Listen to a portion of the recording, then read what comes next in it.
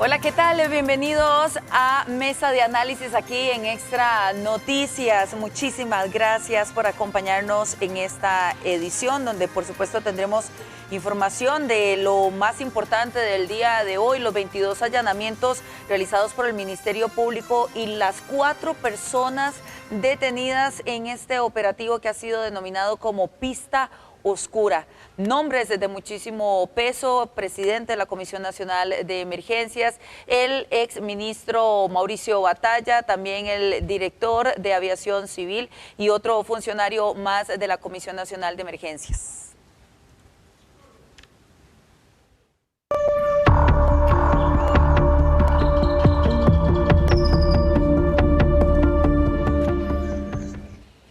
Y precisamente por esa razón, Kenneth, buenas noches, y Rolando también lo unimos a esta transmisión especial para que nos dé detalles de lo último que ha ocurrido precisamente en el segundo circuito judicial en Goicoechea. Buenas noches, Kenneth. ¿Qué tal, Nati? Saludo de una vez a mi compañero también Rolando Rivera con la noticia del día, posiblemente del mes, y en términos judiciales uno de los casos posiblemente más importantes de este 2025, con esa cantidad de allanamientos que usted nos explicaba, 22, todo un despliegue por parte de la Fiscalía y también del organismo de investigación judicial. La audiencia indagatoria todavía continúa. La información que tenemos a este momento, para eso precisamente hacemos contacto con Rolando Rivera, que está en el segundo circuito judicial en Goicoechea, para que nos dé los últimos detalles de lo que ha ocurrido en este caso, la Pista Oscura. ¿Qué tal, Nati? ¿Qué tal, Kenneth? Buenas noches. Correcto, como ustedes lo indican, bueno, estamos acá en el segundo circuito judicial de San José, acá en Goicoechea, en donde, bueno, pues la información que se maneja hasta el momento es que se han realizado ya 3 audiencias indagatorias, entre ellas la del exministro Mauricio Batalla, también el del presidente ejecutivo de la Comisión Nacional de Emergencias, Alejandro Picado, y también uno de los implicados que aparece y figura en esta detención, como lo es el director de Aviación Civil, Marco Castillo. Estaría pendiente, eso sí, la indagatoria todavía de uno de los 4 detenidos el día de hoy, tomando en cuenta que, según se nos ha informado, bueno, pues carece de un defensor. Y la Fiscalía y, bueno, pues por supuesto también el Ministerio Público tendría que estarle facilitando un defensor público para lo que sería llevar su caso. Esto implica que es muy probable que por estas circunstancias los 4 detenidos tengan que pasar la noche de hoy acá en las celdas del Poder Judicial, porque faltaría y estaría pendiente todavía el conocer esa audiencia para que la Fiscalía solicite las medidas cautelares y que bien posteriormente un juez apruebe estas medidas que son solicitadas por la Fiscalía, que podrían ir incluso desde el impedimento de salida del país hasta prisión preventiva o cualquier otro tipo de medidas que la Fiscalía considere y que el juez también avale por bueno, pues lo que él considere necesario para tener la seguridad de que estos imputados, estos implicados en sospechosos hasta el momento del día de hoy en el caso de la Pista Oscura, que se remonta a las mejoras en la pista del aeropuerto Daniel Oduber en Liberia por el paso de la tormenta tropical Bonnie, bueno, pues no vayan a dejar el país o bien no vayan a afectar en temas de la investigación sobre el caso. Hoy nuestro compañero Cristian Fallas estuvo dándole seguimiento durante todo el día a estas detenciones y también tuvo la oportunidad de conversar con el abogado defensor del exministro Mauricio Batalla. Vamos a escuchar precisamente cuáles fueron las declaraciones del abogado defensor del exministro de Obras Públicas y Transportes. Sí, quiero dejar absolutamente claro, no existe dentro del expediente tan siquiera la insinuación que Mauricio Batalla haya agarrado un colón. O sea, esto es un tema específico del aeropuerto allá en Liberia. O sea, este expediente, como para dejarle claro, este expediente, conforme nos fue citado, está como clasificado en 3 etapas. La primera etapa, que es donde, bueno, se da el daño, se hace el análisis, eventualmente para ver si puede operar a través de un tema de fondo de emergencias. donde se da pues la alarma o la alerta que eventualmente haya procedencia. En ese momento no era don Mauricio la persona que estaba al mando del Ministerio de Obras Públicas y Transportes, tampoco fue don Mauricio, no tiene que ver absolutamente nada Mauricio en esa etapa. En la segunda etapa, que es cuando ya se abre la posibilidad de contratación con la empresa que va a hacer el arreglo, don Mauricio tampoco tiene absolutamente nada que ver. Don Mauricio inicia como ministro de este gobierno de Obras Públicas el 24 de marzo del año 2024. Él tiene que ver con un tema de ejecución. Y ya conocimos claramente que fue don Mauricio como ministro. Es una persona pues ágil, una persona de hacer los trabajos de la mejor manera posible y demás. Y producto de este tipo de circunstancias, pues, se le está cuestionando cosas que por un tema de respeto pareciera que no tiene ningún sentido, ¿verdad? No hay ninguna circunstancia. Tampoco podemos ampliarnos más. Entenderán que está en la etapa de investigación y nosotros no vamos a hacer, con el debido respeto, fuga de información.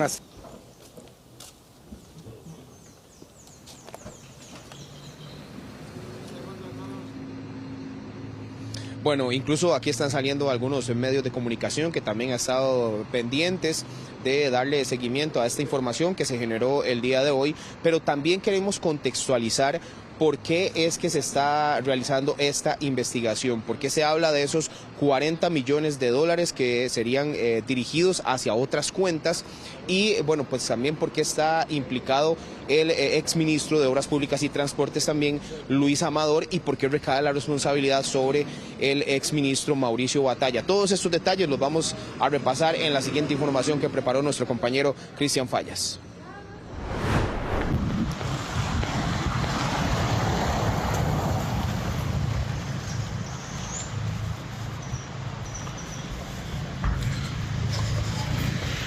La casa de habitación del exministro Mauricio Batalla en Curridabat fue uno de los 22 puntos allanados por parte de la Fiscalía Anticorrupción, Probidad y Transparencia y el OIJ. Se abrió una causa por supuestas anomalías en un contrato otorgado a la empresa constructora MECO para reparar parte de la pista del aeropuerto Daniel Oduber en Guanacaste y por un monto original, de acuerdo a las autoridades, de 40 millones de dólares que al final quedaron en 36. Se está investigando, en este caso, todo lo que tiene que ver con la reparación de la pista, la adjudicación, pero sobre todo la ejecución y la inclusión, en este caso, del Cantón de Liberia en un decreto ejecutivo que un año atrás prácticamente no existía. Bueno, la pista del aeropuerto Daniel Oduber Quirós presenta un deterioro que ya había sido documentado prácticamente en 2015, 2016, hacía necesaria su reparación urgente. Para esta reparación no se realizaron los procedimientos ordinarios, sino que lo que se investiga es que se fraguó un plan, en este caso por parte de los imputados, para incluir al Cantón de Liberia, que no estaba incluido dentro de los efectos de la tormenta Bonnie, prácticamente un año después de que se había firmado el decreto original, y con eso utilizar los fondos de la Comisión Nacional de Emergencias, y también se utilizaron fondos del Instituto Costarricense de Turismo para la reparación de esta pista. Según el caso, en el 2022, la entonces ministra de la Presidencia, Natalia Díaz, y el presidente Chávez firmaron un decreto de emergencias por la afectación de 3 ondas tropicales y la tormenta Bonnie. Para el 2023, según la Fiscalía, firmaron una ampliación sugerida por la Comisión Nacional de Emergencias para incluir al Cantón de Liberia en este decreto. Presiones de la empresa constructora, del presidente de la Comisión Nacional de Emergencias, del director de Aviación Civil y un fiscal de la Comisión Nacional de Emergencias, se logró el objetivo y la contratación directa, apunta la investigación. Lo que está investigando es una adjudicación de 40 millones de dólares que al final, por una ingeniería de valor que hace MECO, se reduce a 36 millones de dólares lo que se pagó. Sin embargo, lo que se contrató pareciera ser que no coincide con lo que se pagó, con lo que se ejecutó. En total se ejecutó 22 allanamientos simultáneos entre casas de habitación y oficinas públicas. Bien, ahí veíamos esta información, compañeros, que contextualiza por qué se está llevando a cabo esta investigación, que también tuvo repercusiones incluso en una de las comisiones de infraestructura de la Asamblea Legislativa, compañeros. Rolando, tenemos información incluso extraoficial, eso sí, de que ya habrían finalizado por completo la indagatoria, la audiencia indagatoria para los 4 investigados, para los 4 detenidos, porque como bien usted lo indicaba al inicio, la información que teníamos era que uno de los que faltaba, uno de los 2 aún por indagar, no tenía defensor propio y se estaba a la espera también de nombrarle un defensor público, lo cual deja abierta la pregunta, Nati y Rolando, si al final, ante esa situación de si se le pudo nombrar o no defensor público, se pudo del todo terminar esa audiencia indagatoria para ese 4º sospechoso, o si será un trámite que deberá continuarse mañana, porque la Fiscalía tiene hasta un plazo de 24 horas a partir de la detención, exactamente, correcto, para hacer este trámite indagatorio. ¿Qué se dice por allá, Rolando? Correcto, Kenneth. Bueno, pues la situación no está muy clara. Se argumenta que ya habría finalizado incluso la indagatoria de este cuarta persona detenida, como lo de Henry Villalobos, quien era el único que carecía de un defensor, y que el Ministerio Público tuvo que asignarle un defensor público. Pero bueno, pues lo que sí está claro es que de momento todo está finalizado acá. Mañana será ya entonces las audiencias para conocer si la Fiscalía va a solicitar las medidas cautelares.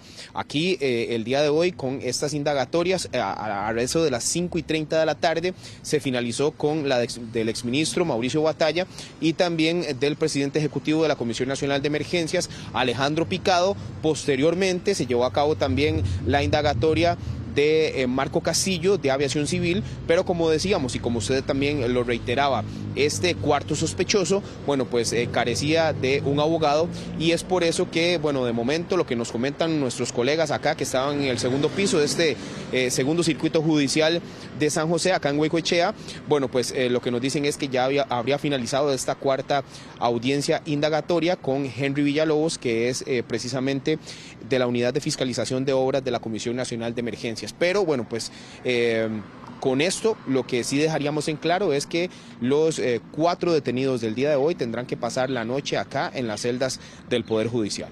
Correcto, eso es importante, Rolando, y explicarle a la gente por qué tienen que pasar la noche y qué proceso sigue el día de mañana. La indagatoria que hace el Ministerio Público es para que ellos puedan hablar de los hechos que se le estarían señalando dentro del expediente del cual están siendo investigados. Igualmente, ellos pueden no querer declarar nada, decir que se van a esperar en algún momento, abstenerse. O sea, abstenerse por consejo de sus abogados y demás. Lo cierto es que ellos dormirán en celdas del 2º circuito judicial. No sé si los van a trasladar hasta el 1er circuito judicial para que duerman en esas celdas, pero ellos van a estar ahí porque mañana primera hora, que sería eso de las 8 de la mañana aproximadamente, Kennedy, iniciaría las audiencia preliminar, y esto podría tardar varias horas. No es un proceso rápido, son 4 personas investigadas en este momento que se encuentran en calidad de detenidos, y aquí es donde el Ministerio Público, es decir, la Fiscalía, solicitaría medidas cautelares. Y cuando hablamos de medidas cautelares, no estamos hablando solo de una prisión preventiva, que es lo que la gente siempre piensa. Hay muchas, exacto, esta podría ser la más extrema de todas las medidas cautelares, pero existen otras medidas que podrían solicitar contra estas personas. En eso pesa mucho el tema del arraigo laboral, el arraigo domiciliar, el familiar. Todo eso son estudios que se hacen por persona, no en un conjunto de detenidos, y dependiendo de cada uno de ellos se podrían dictar varias medidas cautelares diferentes entre los mismos investigados. Y sumar que esa audiencia comenzaría, por supuesto, con la posición de la Fiscalía. Correcto. En esa petición de las eventuales y posibles medidas cautelares que estaría solicitando el Ministerio Público, y que después los defensores de cada uno de estos 4 detenidos tendrán la oportunidad de responder también a esa petición de la Fiscalía, y será el juzgado, el juez. Un juez, de hecho, para este tipo de audiencias es solamente un juez, no es un tribunal, como usualmente está acostumbrada la gente a ver. Para la audiencia indagatoria es básicamente un trámite con la Fiscalía, no hay un juez, recordemos, es correcto, la participación del detenido con su abogado acompañándolo, y él o los fiscales que estén en el proceso de indagatoria. Ya mañana sí sería una audiencia en la cual participan ya el juez para efectos de, primero, conocer cuáles son las pretensiones del Ministerio Público y después también tener la respuesta y la posición de los abogados defensores. Hay que ser también muy claro con el tema de los términos, ¿verdad?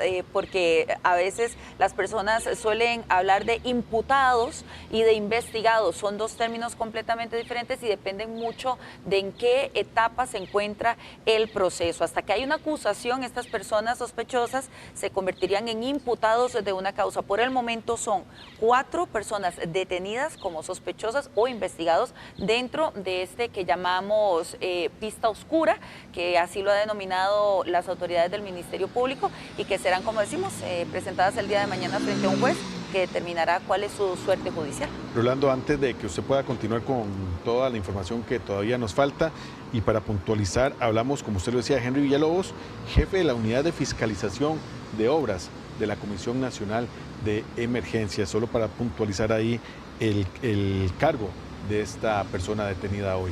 Continúe usted con más, Rolando. Sí, correcto, Kenneth. Nada más sumarle a lo que ustedes decían, que estas medidas cautelares pueden ir desde venir y presentarse a firmar con cierto tiempo regularmente, sea desde 15 días hasta un mes con regularidad.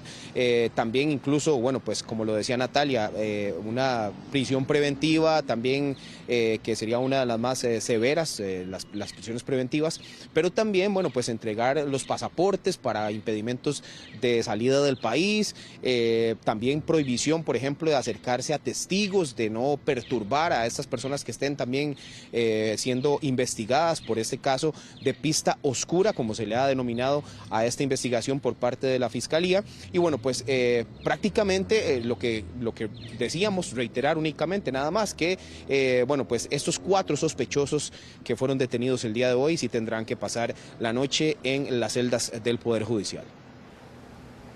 Bueno, pues estaremos detrás, por supuesto, de esta información, así en nuestras redes sociales, también en todas nuestras ediciones, tanto en radio como en nuestros colegas del periódico Diario Extra, que también estarán muy pendientes del avance y Nati, nosotros les daremos todos los detalles en horas de la tarde. Hay más información, más notas que don Rolando nos tiene preparadas, por ejemplo, uno que tiene que ver, y para entender un poco también el contexto del porqué de la detención de Alejandro Picado, el presidente de la Comisión Nacional de Emergencia, y por supuesto también Rolando, no lo tenemos hoy acá en la mesa de análisis hablando de política, pero esto iba a trascender más allá de lo judicial y usted también tiene todo lo que fueron las reacciones desde la Asamblea Legislativa, así que con toda tranquilidad continúe usted.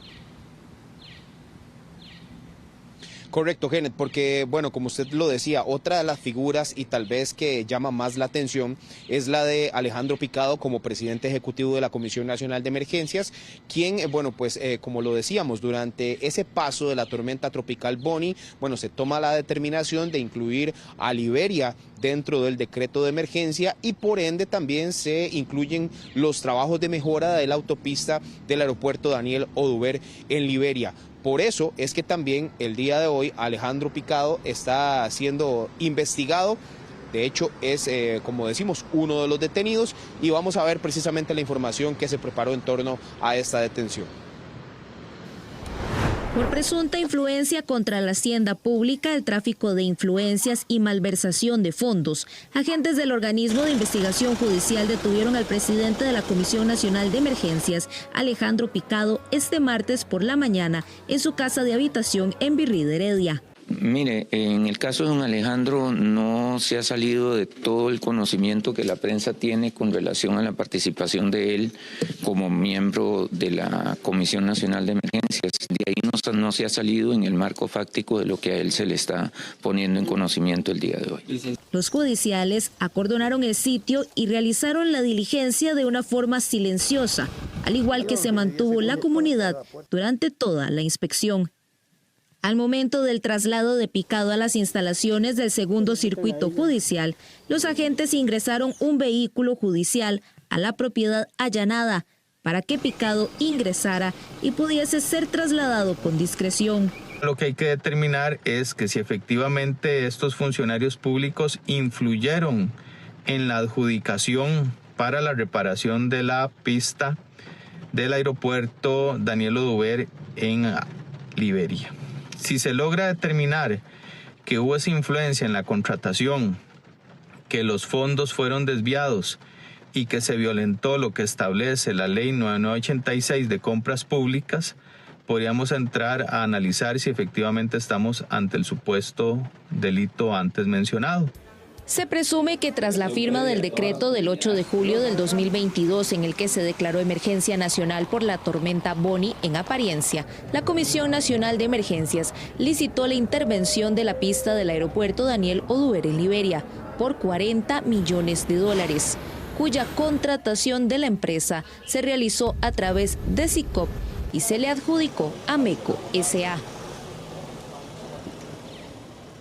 Bueno, pero como decíamos también dentro de la Asamblea Legislativa, por supuesto que iban a existir reacciones de parte de los diputados de oposición, quienes, bueno, pues en alguna medida respaldan el trabajo del Poder Judicial, respaldan el tema de las investigaciones, también el trabajo del Fiscal General de la República, Carlos Díaz, y bueno, pues se dice que lo más importante acá es esclarecer cuáles fueron las situaciones que se presentaron en torno a esta investigación de Pista Oscura. Vamos a ver las declaraciones y lo que dicen también los diputados sobre las detenciones del día de hoy.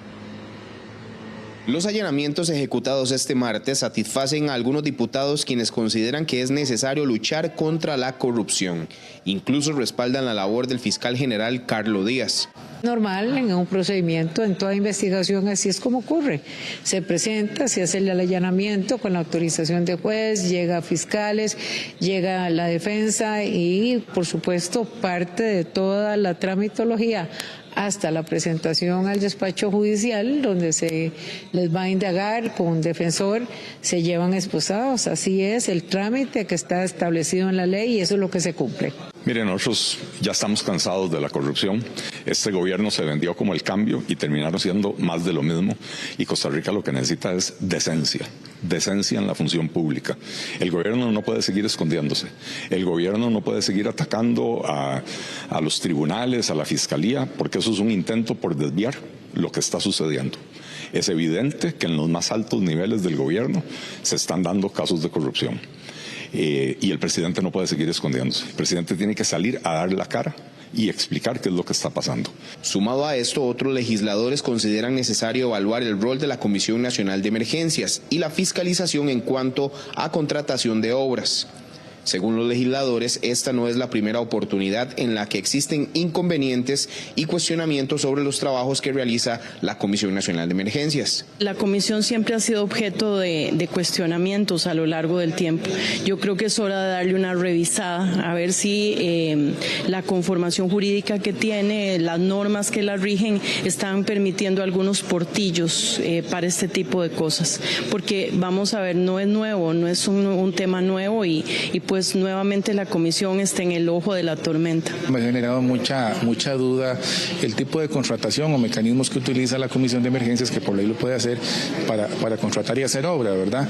El tema de la fiscalización, el tema del estado de excepción, son temas que dejan a un lado ciertos controles que a la larga pueden significar que hayan dudas en la administración pública y que vengan a suceder casos como los de hoy, ¿verdad? Que terminó un allanamiento por una especulación que se tiene con una inflación de un precio de un proyecto. La Comisión de Infraestructura de la Asamblea Legislativa tiene pendiente el informe final sobre la investigación que se realizó en torno a las mejoras de la pista del aeropuerto Daniel Oduber en Liberia.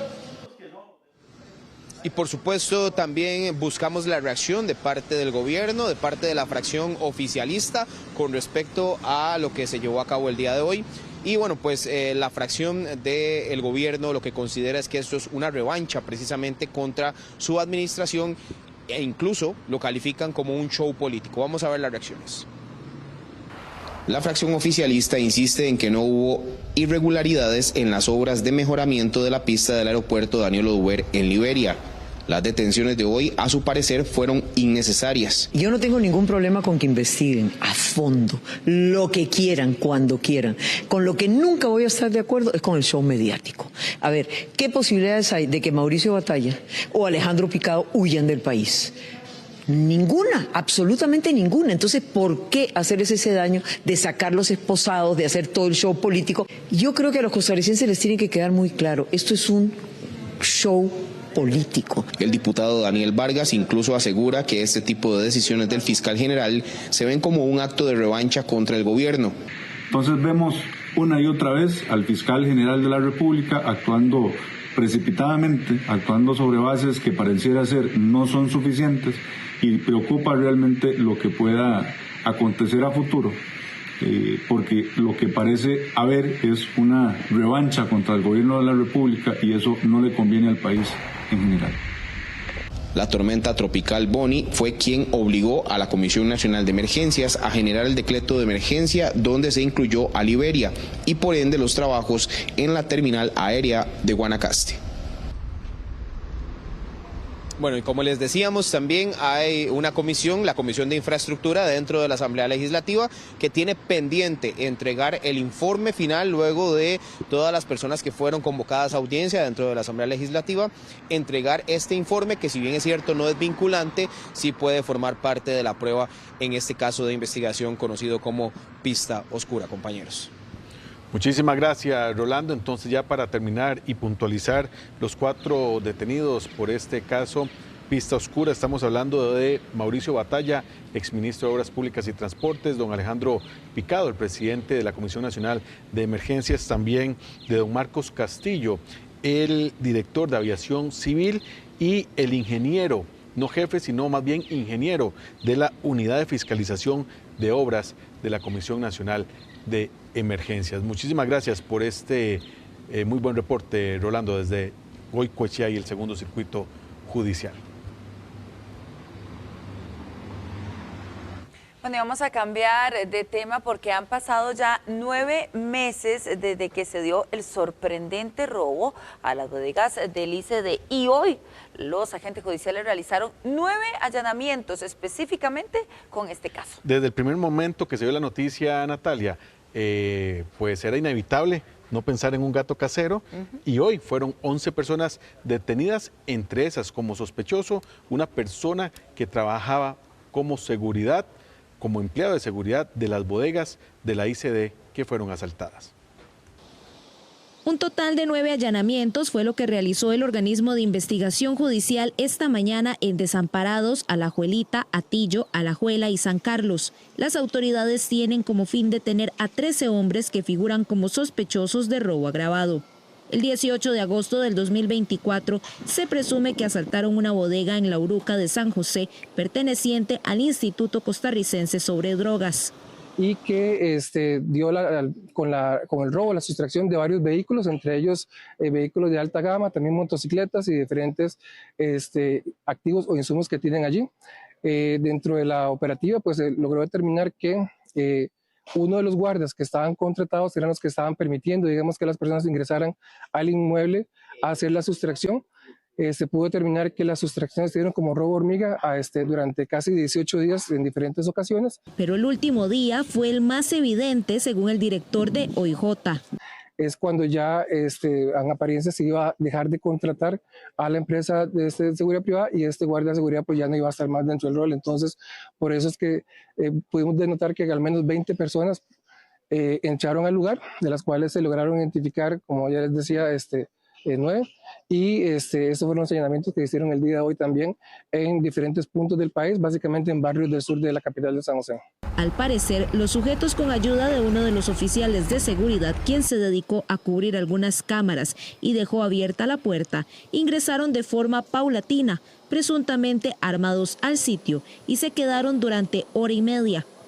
Sustrajeron 8 vehículos, 2 motocicletas, varias piezas de vehículos, una caja fuerte con joyas y dinero, así como varios electrodomésticos, entre otros objetos que se llevaron en un camión. Presuntamente fue el mismo oficial quien dio alerta de lo sucedido. En este caso es importante mencionar que existió una falta de supervisión tanto de la empresa que brinda los servicios de seguridad como la que contrata esos servicios. Es importante también mencionar que debe de existir una responsabilidad solidaria por parte de las dos compañías. Adicional a esto es muy importante la capacitación tanto de las jefaturas, supervisiones y también de los oficiales de seguridad para que no sucedan este tipo de actividades ilícitas dentro de las compañías. En la investigación, los judiciales determinaron que en apariencia se dieron varios robos previos. Durante la investigación recuperaron 3 vehículos, una moto y se detuvo a un hombre con esta última. Mediante 10 allanamientos, la Policía de Control de Drogas detuvo esta mañana a 11 personas investigadas por aparente narcomenudeo en Liberia, en los barrios Curime, San Roque y el centro de ese cantón, Guanacasteco. Las autoridades indicaron que la organización aprovechó varias viviendas para la venta de drogas y que uno de estos llamados búnker se levantó en una propiedad municipal y que la mayoría de los sospechosos tienen antecedentes por delitos graves. Entre los arrestados figuran los supuestos 2 líderes del grupo. Los investigados, al parecer, no solo se dedicaban a la venta de drogas ilícitas, sino que también supuestamente recibían artículos robados que intercambiaban por droga. Los allanamientos permitieron decomisar casi 600 gramos de cocaína, 710 de dosis de crack y 1/4 kilo de marihuana, entre otras drogas como 2,5 millones de colones y $413 en efectivo. También se decomisaron 2 armas de fuego. Estamos ejecutando en este momento 10 allanamientos que se están desarrollando en la provincia de Guanacaste, principalmente en Liberia, en los sectores de Curime y San Roque. Estamos deteniendo a 11 personas, 3 de ellas con funciones importantes dentro de la estructura.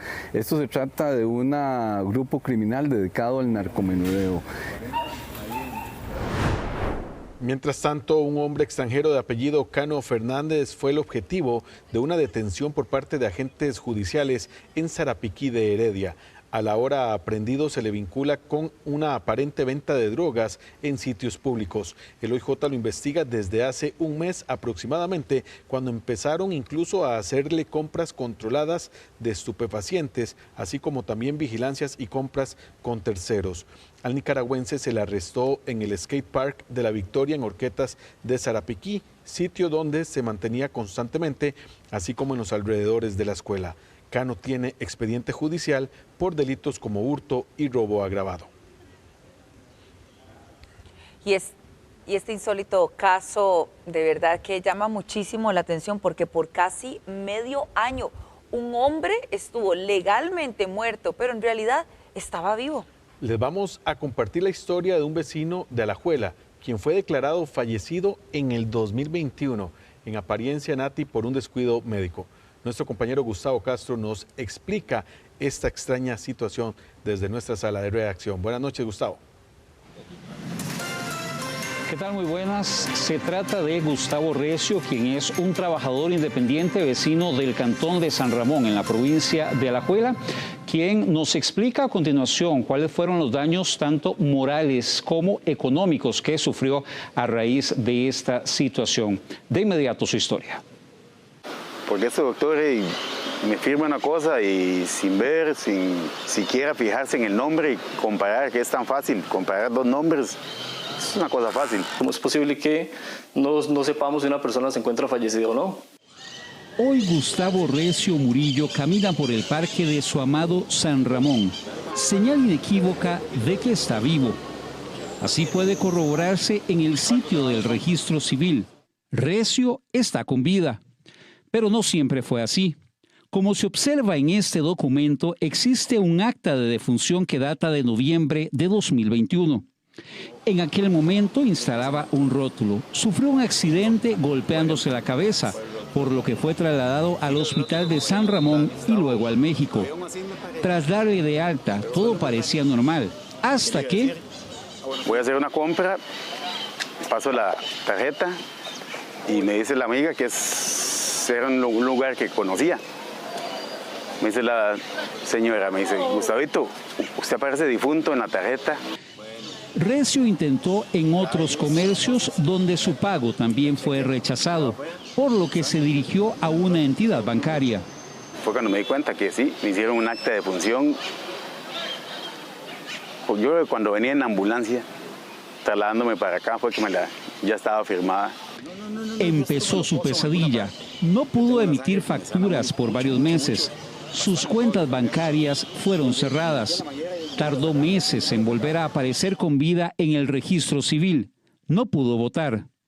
Soy ligacionista y hasta les vacilé porque los de la mesa y les digo yo, y si Figueres va a perder por un voto, le digo yo, ahí los voy a mandar y le voy a decir a Figueres que no me dejaron votar.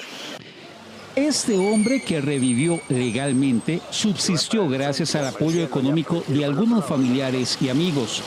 Considera ridículo y risible que la falta se considerara leve, cuando a su criterio es gravísima. El Tribunal de Ética lo que establece es que con la sanción leve básicamente solamente es una palmadita en la espalda, ¿verdad? Es una sanción, nada más por escrito y listo. Ahora Recio y su abogado acudirán al contencioso administrativo, donde solicitarán que el médico y la caja se responsabilicen por el daño moral y material. Solicitamos una reacción a la caja y al Colegio de Médicos sobre este caso, pero al cierre de edición no hubo respuestas. Caso atípico, inusual, pero que finalmente ocurrió en nuestro país. Ahora bien, ¿qué hacer legalmente en este tipo de casos? Dos abogados nos explican. Deberá la parte afectada demostrar los daños y los perjuicios ocasionados, así como su cuantificación, para que la Caja Costarricense del Seguro Social, por medio de una sentencia a favor, pueda resarcir estos montos. El profesional en salud podría ser sancionado en forma administrativa con la inhabilitación por la negligencia y a nivel penal ser sancionado con penas dependiendo las lesiones que tenga el paciente.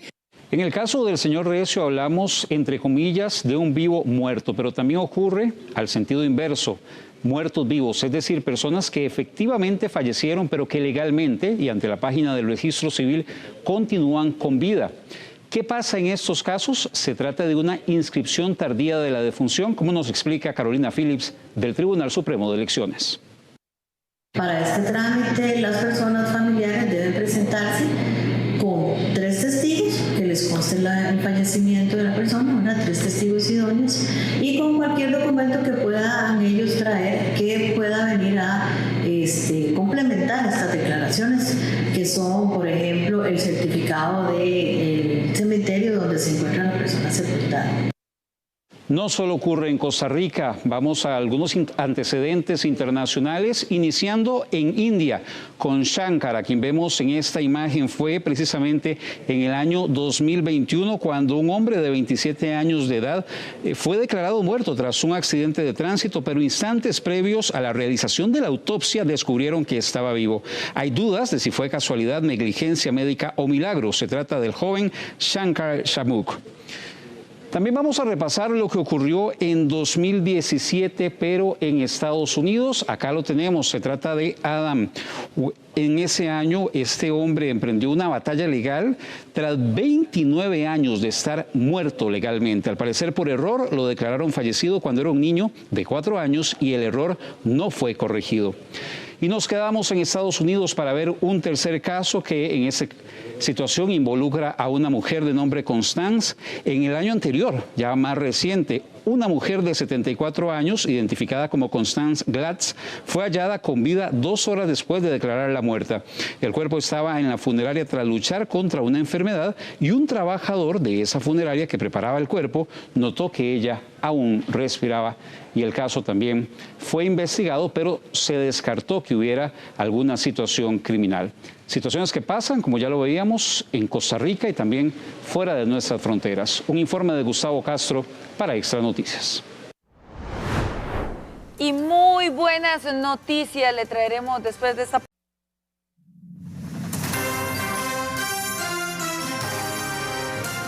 Tal y como se lo decíamos antes de ir a la pausa, la nueva vacuna contra el virus del papiloma humano ahora tendrá una protección mayor a la que se había estado usando. Estamos hablando de que esta tendrá 90% y la anterior solamente un 70%. Y muy importante, Nati, también que esta nueva fórmula que se aplicará a partir del próximo año protege contra 9 tipos de este virus, incluidos los más agresivos.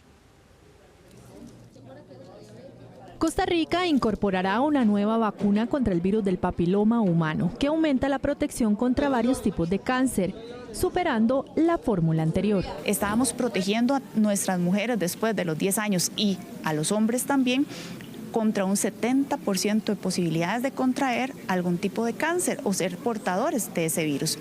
Ya ahora, si pasamos a la vacuna con 9 serotipos, podemos protegerla con un 90%. Imagínese lo que es que a usted le digan que usted puede prevenir el cáncer con una vacuna. Imagínese. Ya podemos tener eso y Dios mediante a partir del otro año se vaya a empezar a adquirir. Estudios recientes respaldan que una sola dosis es suficiente para ofrecer una protección duradera y efectiva. La vacuna se aplica a niñas y niños a los 10 años, etapa en que la inmunización resulta más efectiva. Es una vacuna que protege contra el cáncer del cuello del útero, eventualmente se ocupa más evidencia de que proteja contra otros tipos de cáncer, el cáncer de ano, el cáncer de pene, etcétera, que también son causados por el virus del papiloma humano. La nueva fórmula es nonavalente, lo que significa que protege contra 9 tipos de VPH, incluidos los más agresivos. Cada 17 minutos y medio en promedio, la Policía de Tránsito confecciona una multa por mal estacionamiento. Bueno, y además en los peores casos se reportan también conductores que obstruyen la salida de ambulancias y de bomberos. Todos los días y en prácticamente todo el país hay carros mal parqueados. Entre enero y abril de 2025 se confeccionaron cerca de 10.000 boletas por dicha infracción. La multa es de 61.000 colones. Bueno, lamentablemente es una falta muy recurrente, la gente sigue cometiendo esa irregularidad. Muchas personas piensan que ante la falta de una señal o una demarcación amarilla puede parquear en cualquier lugar y pues no es así, la ley estipula muy bien que el simple hecho de obstruir una vía ya está sujeto a sanción.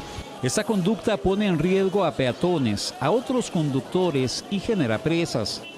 Además, retrasa la atención de emergencias en el Comité de Cruz Roja de Puriscal, en San Rafael de Heredia y en Cartago, por citar algunos casos, vehículos obstruyeron la salida de ambulancias. Lo mismo ocurrió en bomberos. Bueno, es bastante complicado. Cualquier llamado que tenemos tiene una prioridad de respuesta. Por ejemplo, un incendio estructural, el llamado es inmediato. Otro desafío para los vehículos de emergencia es cuando se dirigen a atender un caso y hay carros mal parqueados. En algunos residenciales se estacionan en forma desordenada los vehículos, impidiendo el paso de los vehículos de emergencia. Ante esta situación, se hace un llamado a los conductores para que eviten estacionar sus vehículos en zonas no autorizadas y que si estacionan, los estacionen de forma tal que no impidan el paso. La angustia se incrementa cuando los apagafuegos llegan a atender un incendio y un hidrante está bloqueado por un vehículo. Más o menos una casa de unos 80 metros cuadrados puede quemarse en su totalidad entre 5 y 8 minutos. Imagínense en el tiempo que duraríamos nosotros un vehículo estacionado frente a un hidrante.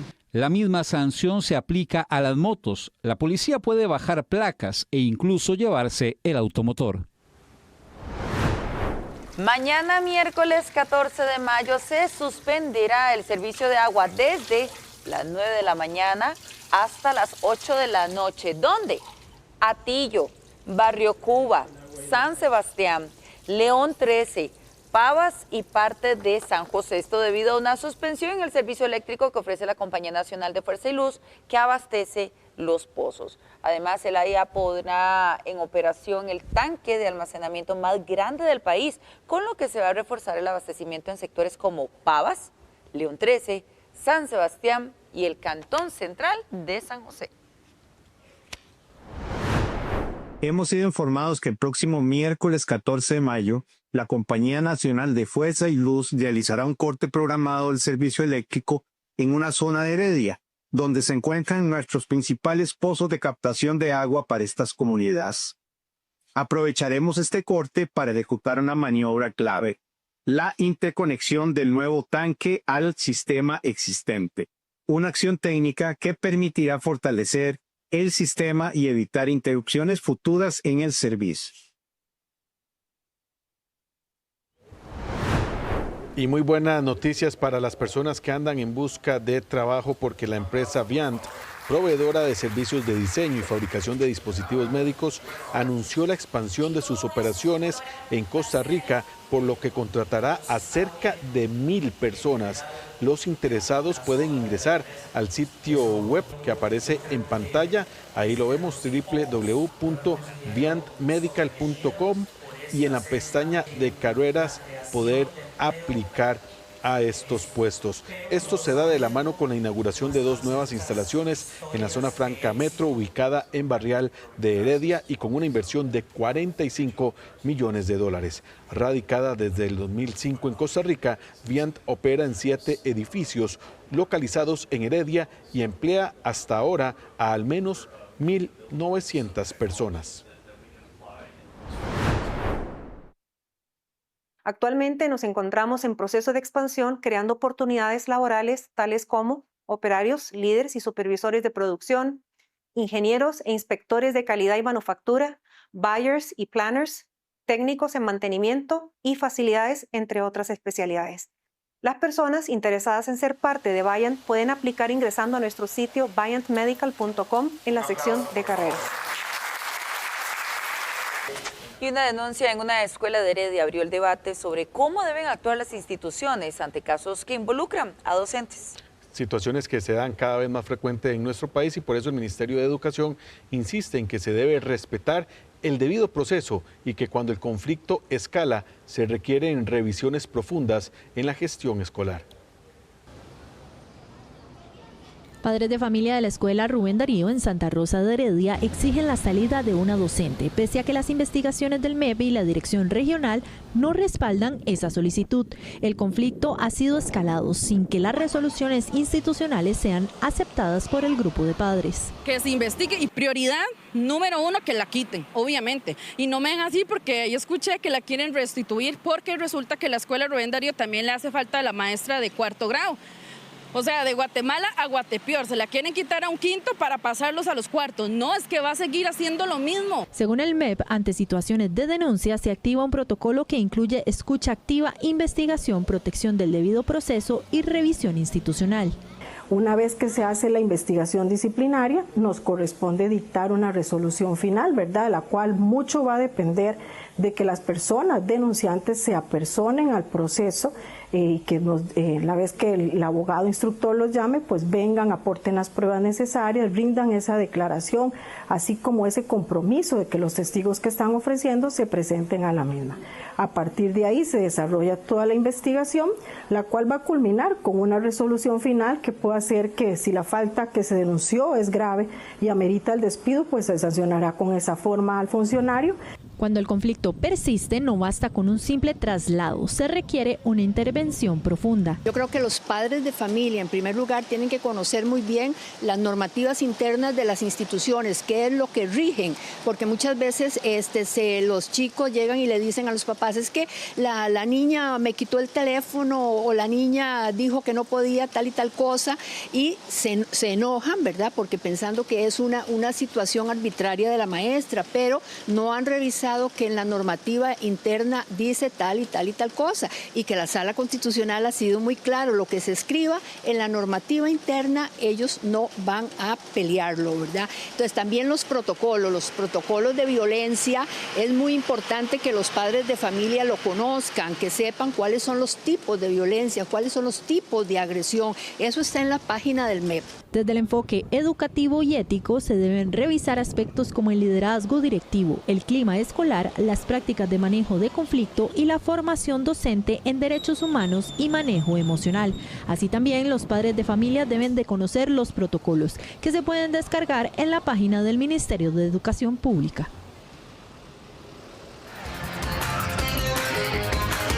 en las semifinales. Yo creo que ya a esta hora podríamos ir viendo si avanzó Liga Deportiva Alajuelense y cómo está también encaminada la serie entre Saprissa y Herediano. Ayer decíamos, yo creo que los tres, de que habría clásico nacional en la final de segunda fase. Pero ¿te atreves a dar un marcador para la Liga contra Punta Arenas? Sí, me atrevo. Voy a decir que un 2-0. 2-0 ganando la Liga. ¿Usted, Kenneth? 2-1. Gana la Liga. 3-0, gana mañana Liga Deportiva Alajuelense y 2-1, pierde ¿Viste cómo Saprissa. está a botaretas el muchacho? ¿Ves? Yo nunca quedo bien aquí. ¿Quiere a Saprissa? 2-1, pierde Saprissa mañana. 3-2. 3-2, pierde Saprissa. Sí. Bueno, veremos. Por mi mañana, papá entonces. voy a decir que se va 4-0. Y qué bueno. Por mi papito. Sí, por el papito. Que está encendiendo velitas para que eso pase. Buenas noches, compañeros. Nos vemos mañana. Noches. Gracias, Jason. Un placer, buenas noches. Y hasta aquí llegamos con la noticia. Muchísimas gracias por su compañía. Muy buenas noches, Nati. Buenas noches, Kenneth. Feliz descanso a todos. Muy buenas noches. Que la pase bien.